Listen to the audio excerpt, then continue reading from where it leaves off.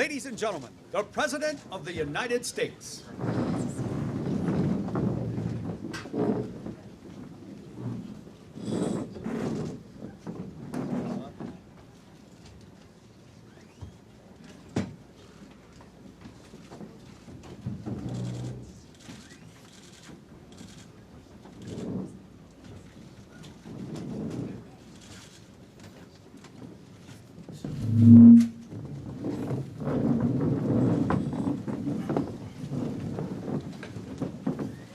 Thank you all very much. It's a great honor, and I'll be here many times. We're building a lot of wall.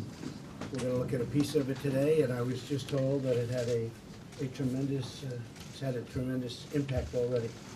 The piece that we're going to be looking at, but we have under contract and under construction. We had a lot of things happening, and we expect to have close to 400 miles done within about 2 years from now. That's a lot. 400 miles will cover most of it. I just want to thank everybody for being here. We have some of our great people from the state, and of all places, it's California, and we love California. But those people wanted us to build wall, and we got it built, including the wall in San Diego, which is pretty much completed, and it's had a tremendous impact. That wall has had, Kevin, a tremendous impact. So I want to thank the Border Patrol station in Calexico, and it's been a great group of people. I just met them backstage, and the way you work is pretty incredible, and the job you do is beyond belief. We have a system that's full. It's just full. And I was telling some of the people before, if it's full, there's nothing you can do about it. We have some horrible court decisions that have been made over the years. It's very unfair, and that's the way it is. But the system is full, and when it's full, there's nothing you can do. You have to say, I'm sorry, we can't take you. We've been trying to take people, and I have to disagree with it. We've been trying to take people, and you can't do it. You can't do it. So we're going to look at that, and we're going to look at it very strongly. I'd like to thank Secretary Nielsen for being here, General Semonite, Chief of the Army Corps of Engineers, for being here. Really, thank you very much. It's been fantastic, the job you've done. And you're going to be speaking later on and explaining exactly what's happening with the wall and how much. In fact, we're going to be doing some of it now, I think. Probably a better time to do it. Commissioner Kevin McAleenan of our group, we have spent a lot of time together, and Kevin, you're doing a great job, and thank you very much for being here. Appreciate it. California Assemblywoman Melissa Melendez, we appreciate very much, Melissa.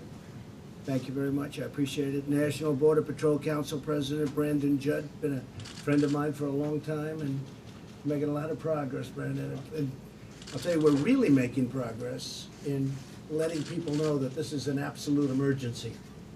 I see that some of our biggest opponents over the last 2 days have said, you know what, it really is an emergency. They can't believe what's happening. And part of it is because of the fact that the country is doing so well. And part of it's just a scam. People want to come in, and they shouldn't be coming in. They shouldn't be coming in. And there are people that are causing problems, and gang members and lots of others. And we're getting them out. We're stopping them for the most part, but we're getting them out when they do get in. And nobody's done the job we've done. National Border Patrol Council President, so I want to thank you very much. You've been fantastic. And several members of law enforcement. I want to also thank Leader Kevin McCarthy, came in from Washington with us today. He's been an amazing leader. The relationship is the best we've ever had, I think, as Republicans. The unification, the unified nature of what we're doing has been really something very special, and I want to thank Kevin very much. You're doing a fantastic job. I appreciate it. And I think you and your group are going to be leading the charge in getting rid of some of these horrible loopholes that everybody knows is pretty bad, whether it's catch and release or whether it's visa lottery. So many of them. Chain migration, it's a total disaster. The asylum laws are broken. They're totally broken. And look, I inherited this stuff, and we're going to get it fixed. We have to. So, Kevin, I appreciate you being here, and I appreciate you leading the charge.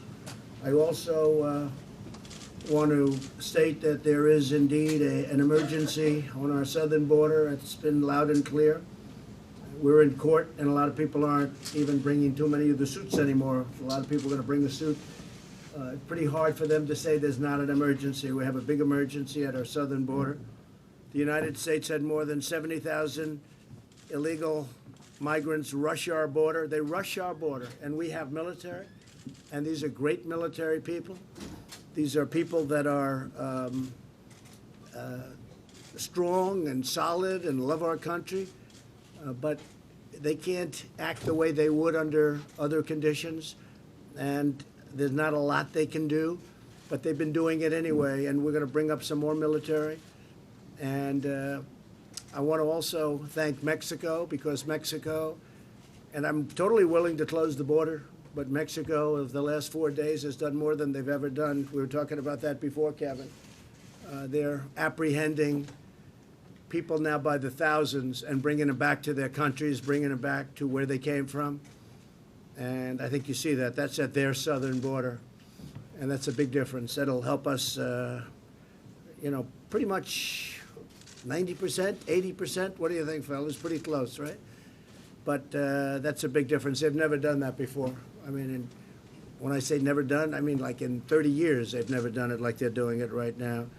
So the crisis is a direct result of the obstruction by Democrats in Congress, and we have to do something about it, and we're going to. And I think a lot of the Democrats feel that way too. I think they feel it. They see it. There's not much they can do but to say, wow, what was that I just saw on television? Since October, agents along the 70-mile stretch of border here in El Centro sector have seen a nearly 400% increase in family units arriving in the sector. And you compare that with other years, pretty amazing. But what we've done and what we're doing, you're going to see some very, very strong results. And as soon as the barriers or the walls, I like calling them walls, because it's what they are, go up, you're going to have a tremendous impact. Where we are going to be in a little while, I've heard from people in that area that the impact has been incredible. It's a colossal surge, and it's overwhelming our immigration system, and we can't let that happen. So as I say, and this is our new statement, the system is full, can't take you anymore. Whether it's asylum, whether it's anything you want, it's illegal immigration, can't take you anymore. We can't take you. Our country is full, our area is full, the sector is full. Can't take you anymore, I'm sorry, can't happen. So turn around, that's the way it is. If you look at our southern border, the number of people and the amount of drugs, human trafficking. The human trafficking is something that nobody used to talk about. I talk about it. It's a terrible thing.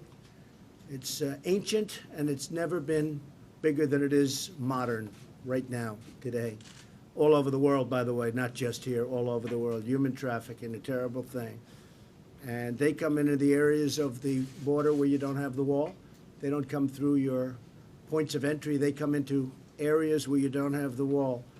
And they make a left or they make a right. They come right into the country, loaded up with people in many cases, and it's pretty sad. By the end of next year, we'll have completed or begun construction, and that's what we're really here with the Army Corps of Engineers for. And I think what I'd like to do is, while we're on that subject, General, if you could just give a little detail of the wall that's under construction, what we've built, where we're going, because the press never likes to talk about it. They don't like to talk about what we've done.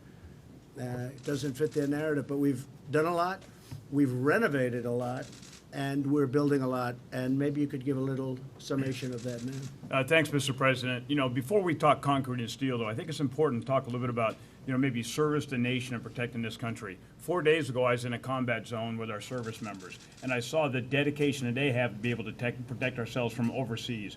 Unbelievable service. But, sir, I would put these agents right in front of you today, the Customs and Border Patrol, of the same exact team. They protect America here from within. And I've been on the ground. I've seen the dedication they have. Right. And this is not for a paycheck. This is not for, any other kind of reward. This is to be able to step up and take care of this country. And so I think that before we do anything else, we just got to make sure we have, acknowledge the great work that these guys do. Phenomenal job.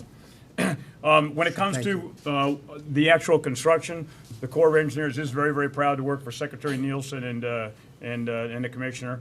We have put in the ground over 82 miles that is up to date. And then right now, by the end of this year, we'll have another 97 miles that will go in. And I'm really talking the entire depth of the border, all the way across from Texas into California. And then, sir, with the money that both Congress has appropriated and other money that you've been able to direct, we will put in the ground another 277 miles in the next year. What that will end up with is by the end of around December of 2020, the total amount of money that we will have put in the ground in the last couple of years will be about 450 miles. That's probably about $8 billion, in total about 33 different projects. There are a lot of different complexities. Some of that is on federal land, some of that is on private land. Some of it can be done relatively quick because you don't have to have a land acquisition. Others we want to make sure we do through due diligence. But when it comes to both the capacity of the contract community to be able to execute this, the dedication of CBP and DHS to be able to set the conditions for us to be able to build, and then for our team on the ground, we are committed to continue to be able to make this happen. Thank you very much, General. So you heard the numbers. The numbers are really spectacular. We've gotten it, and it's very, very tough to get money from the Democrats. I'm getting it for everything else, but we don't get it for the wall. But the good news is we are getting it for the ports of entry. We are getting it for machinery, the drug detection machinery. We're getting a lot of money coming in, and that's good. The wall is like pulling teeth. It's pretty tough. I want to just say ICE Special Agent in charge, Dave Shaw. Where are you, Dave? Dave, thank you very much for doing a great job. Appreciate it very much. We also have, in addition to Kevin McCarthy, we have some of our great people in Congress, and I want to thank you all for being here. Doug LaMalfa, Duncan Hunter. Where's Duncan? Where's Duncan? Hi, Duncan. Hi. Hi. He was right back there. Thank you, Duncan. Ken Calvert. Thank you, Ken. Thank you, Ken. Appreciate it. Chuck Fleischman. Chuck, thanks. Great job you're doing. Tom McClintock. What a good name that is. My friend, too. Thank you, Tom, very much. Kay Granger. Kay, thank you very much. Great job. And Mike Rogers. Thanks, Mike. Really terrific. And they have been working hard, working all the time. This is one of the big things that they work on. They feel so strongly about it. So with that, I'd like to maybe ask you to say a few words, Gloria. Well, and I appreciate what I see over there. That's very nice. Thank you, Mr. President, very much. On behalf of the men and women of the El Centro sector and myself, we're extremely honored that you took the time to come out here, learn about our challenges, our needs out here in the 70-mile border that our agents patrol. You're absolutely correct, General. These men and women go above and beyond the call of duty here for the work that they handle on that border. We are part of several other sectors on the southern border that are overwhelmed. Our resources are extremely strained. We are not prepared to deal with the amount of people, family units and children, and now organized caravans that are coming across this border today. Our agents are being stretched in so many different directions. I am truly proud of every single one of them because they do so much to protect this country, and they even continue with the processing and enduring the callous actions of these smugglers. Here in this sector, just this year, fiscal year 19, we have identified 193 fake families, people who are just teaming up kids with them to come through because they know that they can get a court date later and be able to get released into the community.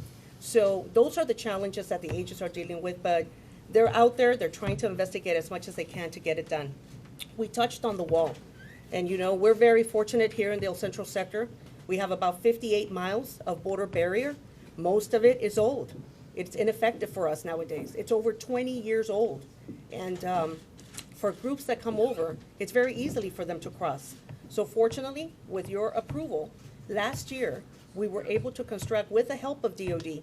By the way, DOD, phenomenal. Good. Phenomenal support that we've been receiving from the Department of Defense. Without their support, we wouldn't be as efficient as we are operationally, because they are here providing us that support from the behind the scenes. Right now, we have 37 Marines out there monitoring cameras for us. Yeah. So those are 37 Border Patrol agents that don't have to be doing that duty, because they're on the front line. But one of the things I wanted to bring up was that border wall was constructed in 8 months, from February to October. As soon as it was completed, we started measuring and we started monitoring its effectiveness. So for the first quarter of FY19, we have had many efficiencies noted. For example, illegal entries in general, they decreased by 75%. Central American people that used to get arrested right through that area decreased by 86%. Indian nationals, this sector was leading the country with Indian national apprehensions for like 2 or 3 years. The wall goes up, it drops by 56%. The use of force incidents, which are more important to me than anything, because it's assaults and incidents that directly affect our Border Patrol agents doing the job on the border, they drop by 65% in those 2 miles of 30-foot border wall. So the border wall works for us. For Border Patrol agents, a border wall system is what works. We need the border barrier. We need to provide the requirements that meet our need. In this case for us, it's 30 feet high. That's what we asked for, and that's what was provided. So thank you. On behalf of the Border Patrol here for allowing us to have that. Thank you. Very much appreciated.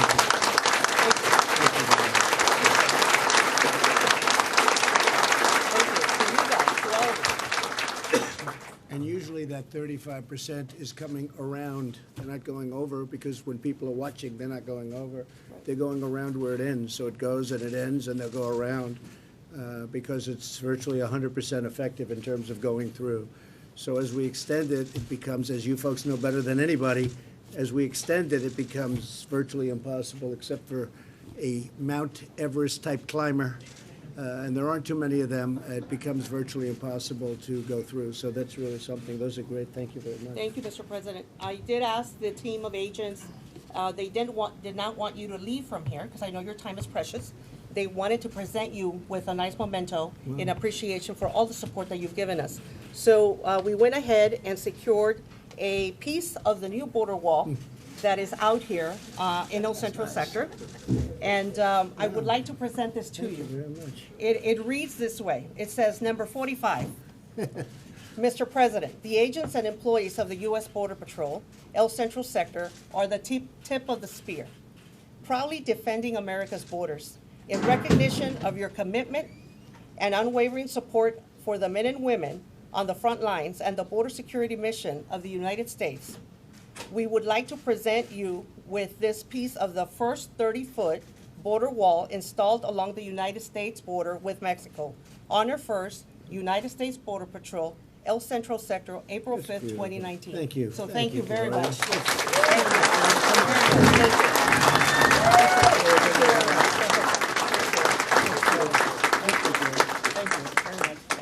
That's a heavy piece Yes, of it wall. is. Yes, it is. Thank you. Appreciate it. We'll keep it here. Thank you. Madam Secretary, please. Oh, sir, I think Gloria probably said it quite well, and General Semonite. I just want to thank you always for coming out to the field to listen to the men and women. We greatly appreciate your support. And I want to thank all of our folks from Congress for being here. We really appreciate you listening to the men and women who are on the tip of the spear, as Gloria said, and helping us resource the department to do the mission that you've given us. So thank you all for being here. Thank you very much. I appreciate it. Brandon? President, thank you very much for having me here. The men and women of the Border Patrol really appreciate your time. We know that Air Force One has never seen, in your predecessor's time, Air Force One has never been this close to the border before. So these men and women here, they greatly appreciate you coming out and the time that you've given them.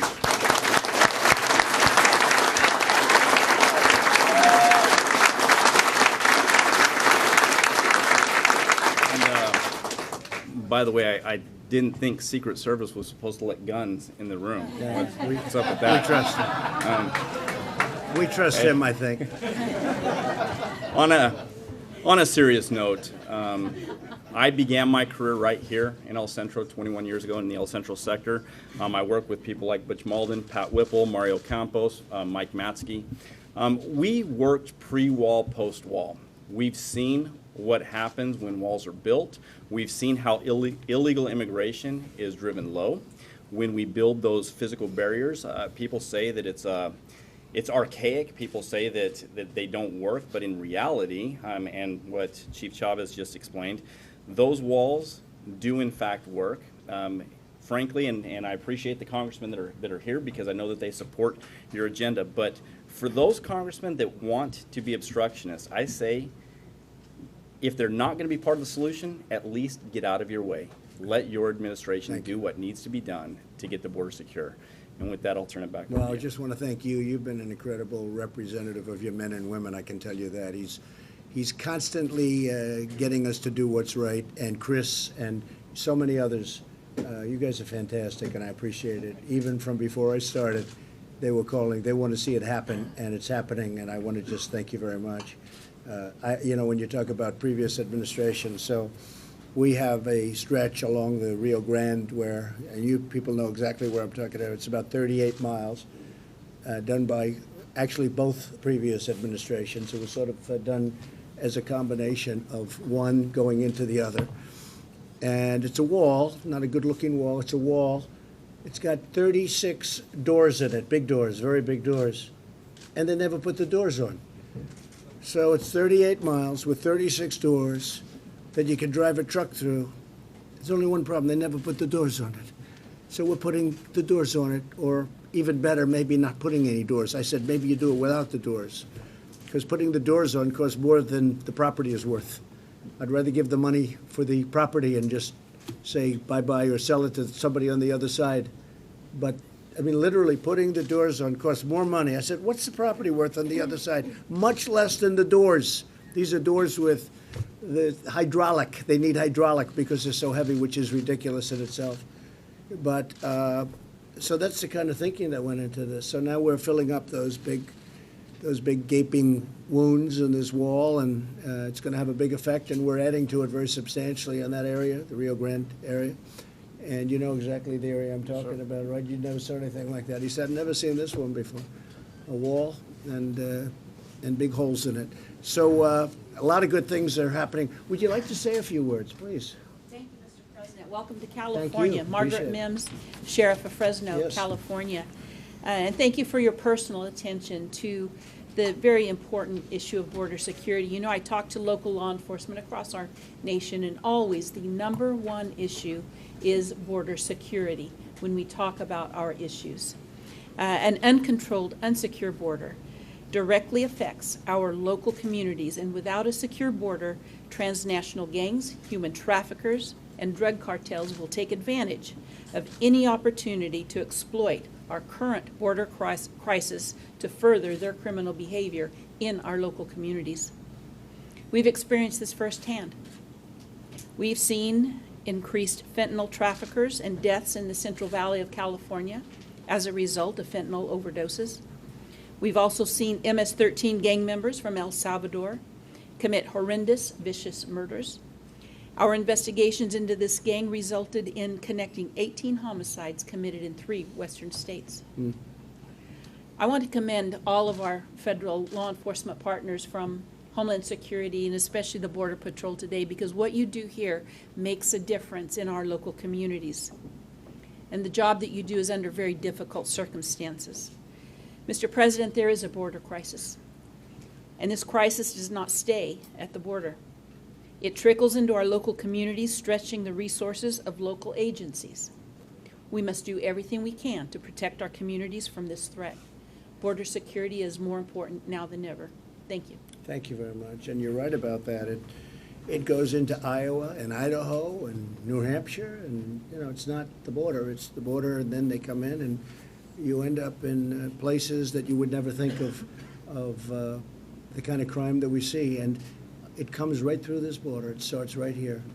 That's why if we stop them at the southern border of Mexico, which right now Mexico's doing, that would be a fantastic thing, and I think that's happening. I think it's never been before. Never, nobody's ever seen anything like it. All of a sudden, Mexico's doing terrifically. They have to, because you've all seen, and I don't want to do this, but it would be a very profitable situation. We're going to have to tariff the cars coming in from Mexico to the United States. And if that doesn't work, which it will, we'll close the border. Somebody said it will take a year. No, it won't take a year. It'll take a day. They wrote, a lot of fake news. I said in a year. Well, the tariffs will work, number one, but what will really work is the closing of the border. We hope we don't have to do that, but I'll do it because ultimately the security of our nation is the most important thing. And we're not even talking about the drugs, a massive amount of drugs that pours through. And it would have a tremendous impact. And we're going to be working on that. We've been working on that. We've done a tremendous job on drugs coming into the country. If you look at some of the numbers, we're having a news conference next week at the White House on the impact that we've had between opioid and all of the other problems we have with drugs. Different drugs than we had 10, 15, 20 years ago, much different, but also the drugs coming in through the border. We've had a great impact. Joseph, would you like to say a few words? Looks like he's in good shape, this guy. Charles, you want to give the presentation? Yep, sure. Thank you very much. Good. So, Mr. President, good afternoon. Thank you. Thank you for coming here to Calexico Station. We're happy to have you. Thank you. I'd like to talk to you a little bit about the border wall and what it's done for us here and the activity levels. And when I talk about activity levels, I'm not just referencing the illegal apprehensions or the legal entries. I'm also talking about things like assaults, uses of force, manpower deployments, and statistics related to OTMs, other than Mexicans, and also family units. Now, immediately, like you said, we saw some incredible results from the border wall. We saw a 75% decrease in the first quarter of fiscal year 19 in illegal entries, 65% decrease in assaults and uses of force. Prior to that, prior to the construction, we were #1 in the nation in uses of force and #2 in the nation in assaults. So that's been huge for us. Prior to the construction of the wall, we had after the construction of the wall, we had an 86% decrease in illegal aliens from the Northern Triangle countries, Guatemala, Honduras, and El Salvador. We also saw that we were able to redeploy, decrease 38% of our manpower in those areas and deploy them to other parts of the border so that they could be more effective out there. We have apprehended aliens from 40 different unique countries across the globe. Now, in support of the border wall, when you move to other parts of the border where the fence is less effective, we'll speak about downtown Calexico, for instance. We have a older, much less effective picket-style fence, much shorter, 15 feet. Luckily, we were able to bolster that infrastructure with concertina wire in early December. Right. The DOD helped with that. Very effective. Very effective. 53% decrease in illegal entries after the concertina wire was deployed. We also had some unintended consequences. We saw a 228% increase in fence breaches due to the inferiority of the fence in that area. These fence breaches have cost us $317,000 so far to repair, and they keep going. Now, contrast that with the new wall, and we've only seen 3 breaches post-construction, which is, compare that, we have total, I said 228% increase, but it's been a total of 538 since the C-wire went up in December. Right. These breaches, they don't just represent the ease in which that aliens can enter the United States, they also represent a significant challenge and security and safety challenge to our Border Patrol agents on the lines. We saw a 143% increase in the assaults against our agents in this area with the breaches. A couple of months ago, an agent was responding to a breach where several illegal aliens had already pushed through the border. He was struck in the back of the neck with a rock and required hospitalization. Just last month, a female agent was monitoring cross-border traffic when an illegal alien, a self-admitted gang member, with a rusted lawnmower blade in his hand, threw it through the agent's closed window. Luckily, she saw the assailant out of the corner of her eye as he was coming at her and she was able to actually put up her left hand and block that lawnmower blade from hitting her in the face, but she did sustain injuries to her arm. So it's a significant challenge to us. I referenced the OTM and family unit statistics earlier. The stretch of border now, where specifically in the Calexico station, where we see all of those aliens, just happens to be where we have the oldest, most outdated infrastructure in the sector. It's the old, what we call the landing mat style fence. 90% of all the OTMs and family units that enter in in Calexico station enter through that area. Represents a 77% increase over the same time last year. Mr. President, at the end of the day, walls work, infrastructure works. We need more wall, we need more manpower, and we need more technology.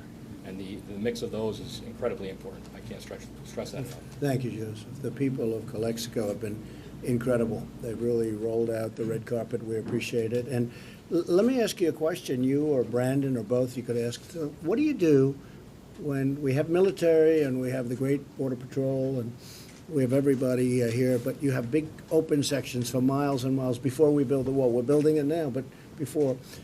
How do you stop these large numbers of people coming? You're not, look, other countries, what they do is very, very tough. We can't do what they do. You understand that. We can't do what they do. We don't want to do what they do. But how do you stop these large, sometimes massive groups of people from just pouring through? What do you do? Prior to the wall. Once the wall is up, it's easy. You just grab as many as you can, you arrest as many as you can, and the ones that get away, get away. But there's nothing that you can do to physically keep them out of the country. That's what barriers are for. They physically keep people out. Yeah. Yeah, and the groups, as you know, are going up. It used to be that we'd see maybe one group a year of over 100. Yeah. We've already seen over 100 groups of over 100 people, which is 100 people breaching our border at one time that the Border Patrol goes and picks up. And they're being very, as usual, humble. They also save thousands of people every year, many of whom have been left for dead by the smugglers and traffickers. So they take all parts of their mission seriously, but we need to resource them so they can do them all. And so I just speak to the folks in the first, second, third row, very special people, and some of the fourth row, I see. System's full. Can't take any more. Sorry, folks. Can't take any more. Asylum. You know, I look at some of these asylum people. They're gang members. They're not afraid of anything. They have lawyers greeting them. They read what the lawyer tells them to read. They're gang members. And they say, I fear for my life. They're the ones that are causing fear for life. It's a scam, okay? It's a scam. It's a hoax. I know about hoaxes. I just went through a hoax. So our system is full. We're not taking them anymore, okay? Can't do it. You can't do it. You know, you can go up to a point, but we can't do it anymore. Please. Sir, I appreciate it. Thank Thanks for letting you, me speak. Thank you very Secretary much. Nielsen. Appreciate it. It's an honor to be here on behalf of ICE. Like you said, America is facing an unprecedented crisis at the border. The sheer volume of family units crossing the border has overwhelmed ICE's limited resources, and as a result, more than 126,000 people have been released into the U.S. since the end of last year. The crisis is further amplified by the lack of space in our detention facilities, which is simply inadequate to handle the volume of illegal border crossings occurring daily. Families are being released at the border with nothing more than a notice to appear in court, knowing full well that none of them ever will. Meanwhile, ICE is exhausting its limited resources trying to increase bed space capacity for single adults. At this point, we need more resources, including more officers and agents along the border and in the interior. We need the funding and the authority to detain these aliens during their immigration proceedings.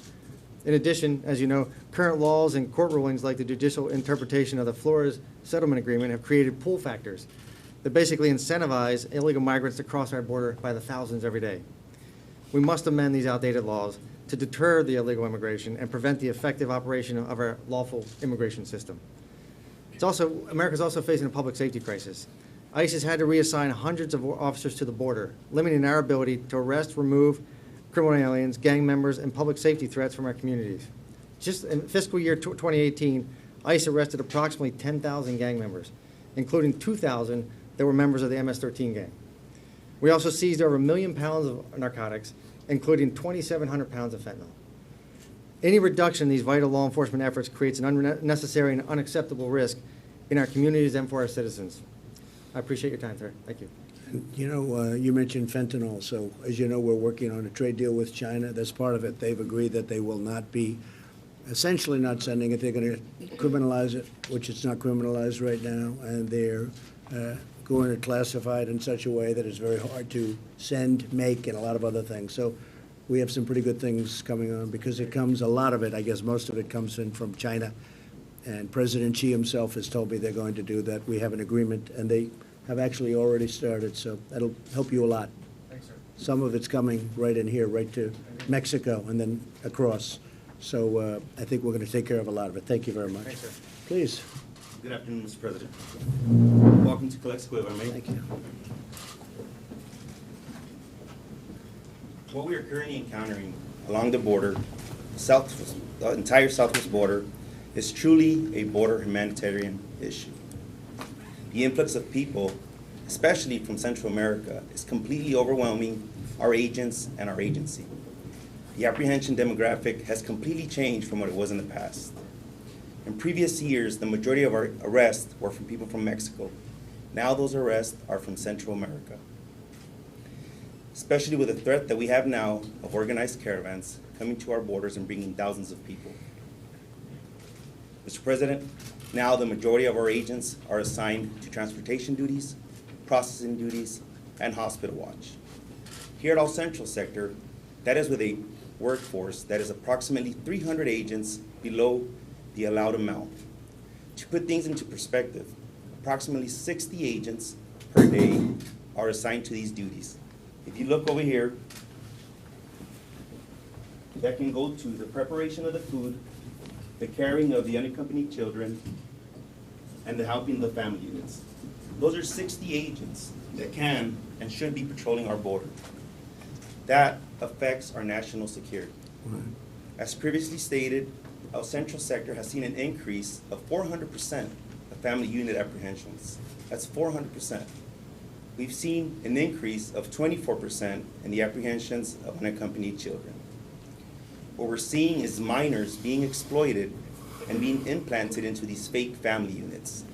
Transnational criminal organizations are coaching these families and even providing them with fraudulent documents to assist them with their claim. Very recently here in All Central Sector, through an operation, we were able to rescue 6 minors that had been implanted into these fake family units. What's even more concerning is these children range from a 9-month-old infant to a 14-year-old. Something that's also that we're beginning to see are Mexican nationals claiming that they are from Central America in an attempt to exploit these loopholes and these old, outdated immigration laws. Mr. President, we are in daily communication with consulates from all over the world in an attempt to verify these family unit claims. This task is nearly impossible because we don't have the resources or just the logistics of what it takes to help us. This is complete crisis. We need your assistance. We need additional agents. We need resources. We are completely overwhelmed as agents and as an agency. Thank you for your assistance. Okay, good, and we'll take care of it. And I agree with you.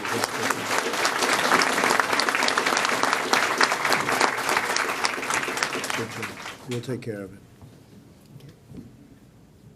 Your turn. Thank you, Mr. President.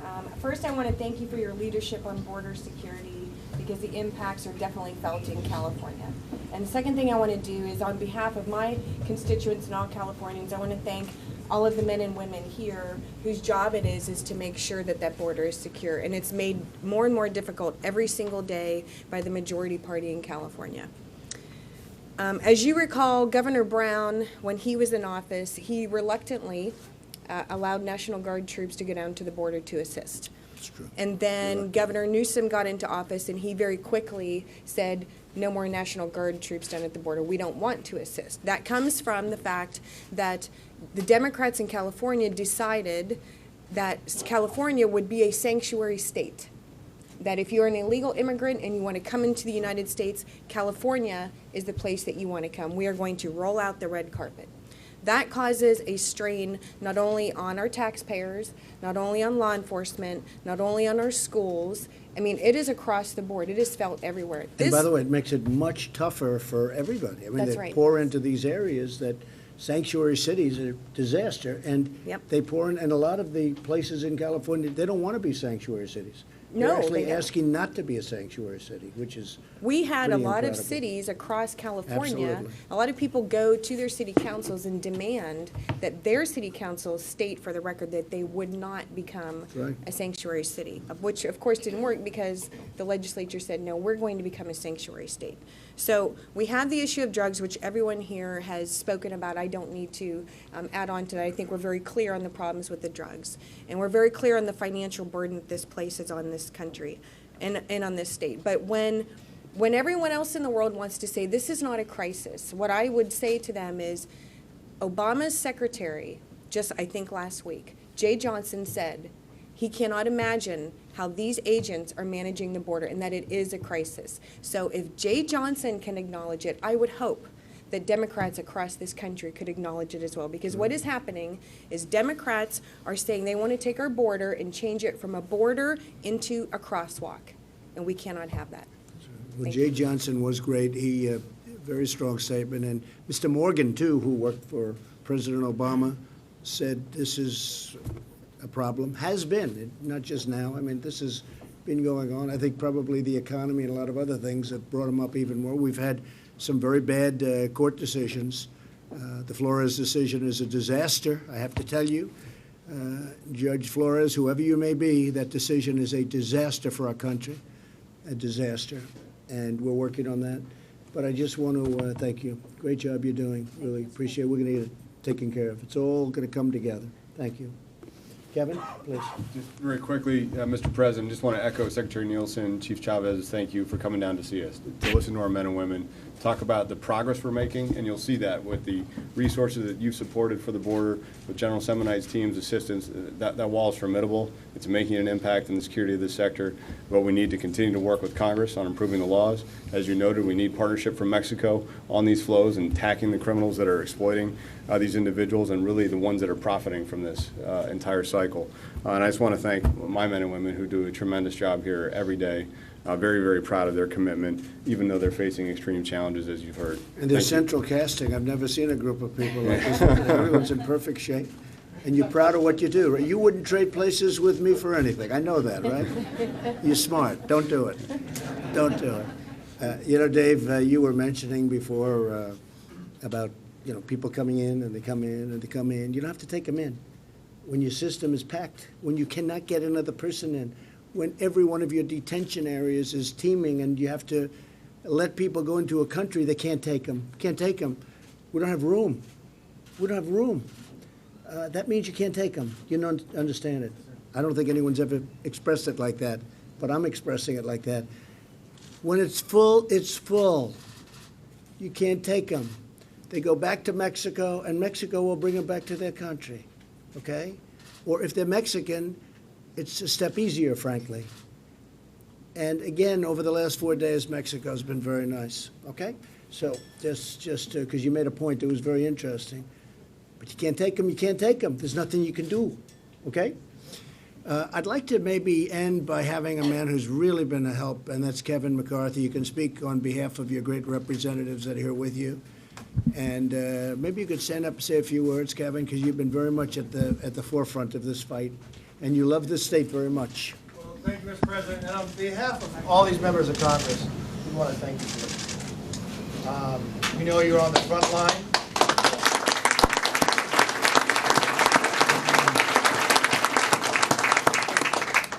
And we do not intend for you to be doing the job they're asking you to do today. We think you should be on the border, and we don't think that's right. We realize the current law, the way asylum is applied, the way the catch and release does not allow you to do your job correctly. And I don't believe it was the intent of what America intended when they passed these bills out. We want to work bipartisan or any way possible, but we've got to solve this problem.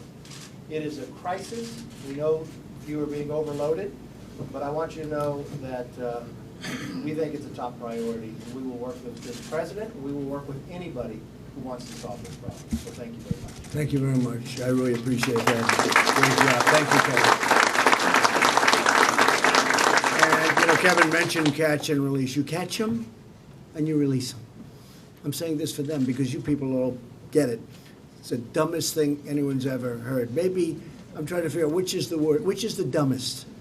Is it chain migration or is it visa lottery? Pick them out of that. Let's go. You think they're giving us their finest? I don't think so, right? I don't think so. It's crazy. And we have to work with the Democrats and get it over. We have to, look, we need common sense in our country. This is about common sense. This is about anything other than common sense. And that's what we need. Now, Gloria's asked me to recognize, and she will recognize, 3 people that she thinks are just outstanding. Please. Thank you, Mr. President, for the opportunity. There are 3 individuals in this audience today that I did not want to miss the opportunity to recognize in your presence. So we have an agent. His name is Cesar Arroyo. Cesar, if you could please stand. Cesar Arroyo was off duty one night with his family. It was his birthday. He was headed to a local restaurant to celebrate that birthday. Well, he witnessed an accident. And the vehicle that was involved in the accident went airborne and fell into an irrigation canal. In the vehicle was a mother and 3 children, and to include an infant in the back seat. Cesar immediately jumped out of his vehicle, ran across the street and into the canal, and started working to save those individuals. All 4 people out of that vehicle were pulled to safety to the canal bank, while others got there to help him and assisted. But it was his actions that truly reflect the character of what a Border Patrol agent is, and I wanted to recognize those actions here today.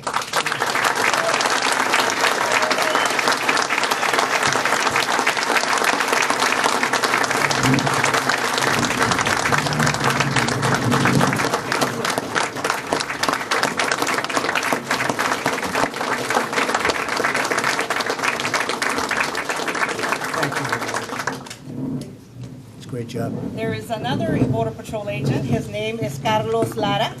And Carlos was on duty as well. And Carlos witnessed an individual jump in, cross the border illegally, jump into an irrigation canal, and immediately took action to also jump in and rescue that individual and pull him to safety. So for Carlos' actions as well, I wanted to recognize that, Mr. President, because that happens on a regular basis here. But that day, he went through an extreme hardship because of all the things he had to do to get to that person. And eventually, he was able to bring him to safety as well. So thank you, Carlos, for your actions as well.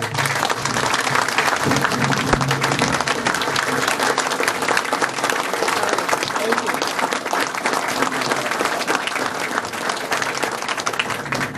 you. And Mr. President, last but not least, we have extraordinary mission support personnel, our civilian workforce, that works tirelessly behind the scenes to get the job done so that these Border Patrol agents are able to get to the front line and get the work done.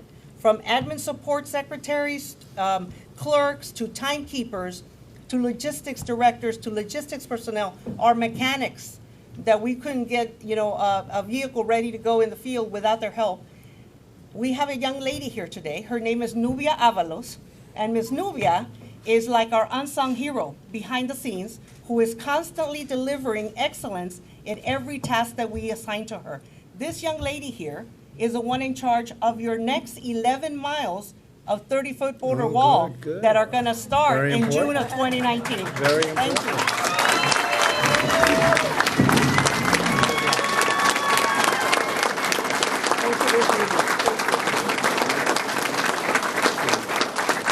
Thank you, sir. Thank you. She'll get it done. On time, on budget, maybe under budget, right?